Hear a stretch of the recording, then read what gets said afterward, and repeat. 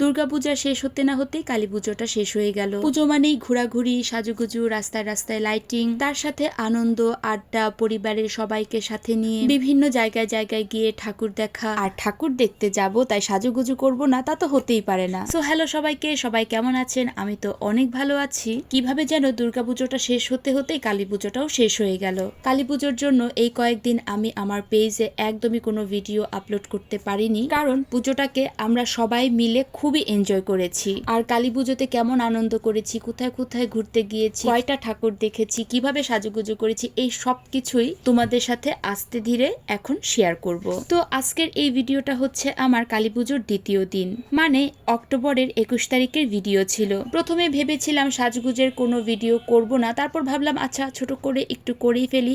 আমি বেসিক যা যা দিয়ে সাজুগুজু করি সেগুলো দিয়ে সাজুগুজু করেছি। আর জামার সাথে ম্যাচিং করে আমি একটা গলার প্যান্ডেন্ট পরে নিয়েছি। আর ওই যে অষ্টমী রাতে যে শাড়িটা পরেছিলাম তার সাথে ম্যাচিং করে গোলাপি কানেরটা কিনেছিলাম, সেই কানেরটাও জামার সাথে খুব ভালো ম্যাচিং হচ্ছে, সেটা পরে নিলাম। কেমন লাগছে আমাকে বলো তো? আমার কাছে তো ভীষণই ভালো লাগছে, একদম সিম্পল সাজুগুজু করেছি। আচ্ছা, আরেকটা কথা, অনেকে আমাকে কমেন্ট বক্সে বা মেসেজে জিজ্ঞাসা করেছো যে আমি আমার এই জামাটা কোথা থেকে কিনেছি। এই জামাটা আমি শরদিন্দু পেজ থেকে নিয়েছি। পেজের নামটা আমি ডেসক্রিপশন বক্সে বা কমেন্ট বক্সে মেনশন করে দিব। এই জামাটা আমার ভীষণ প্রিয়, তার কারণ হলো এই জামার কাজটা আর কালারটা আমাকে বেশ ভালো মানায়। তার সাথে সাথে আমি অনেকবার দেখেছি আমি এই জামাটা পরার পরে অনেকেই আমাকে কমেন্ট বক্সে বা ইনবক্সে নক করে জিজ্ঞাসা করেছো যে অ্যাকচুয়ালি এই জামাটা আমি কোথা থেকে কিনেছি। এই তো আমি বলে দিলাম। তো আমার কালী পূজার দ্বিতীয় দিনের সাজুগুজু কেমন হয়েছে সেটা কিন্তু আমাকে অবশ্যই কমেন্ট বক্সে জানাবে। আমার কাছে তো আমার সাজুগুজু বরাবরই ভালো লাগে। তো আজকে ভিডিওটা কিন্তু আমার এই পর্যন্তই। দেখা হবে কালী পূজার দ্বিতীয় দিন কোথায় কোথায় ঠাকুর দেখেছি সেই ভিডিও নিয়ে। তো আজকের মতো এখানেই, সো টাটা।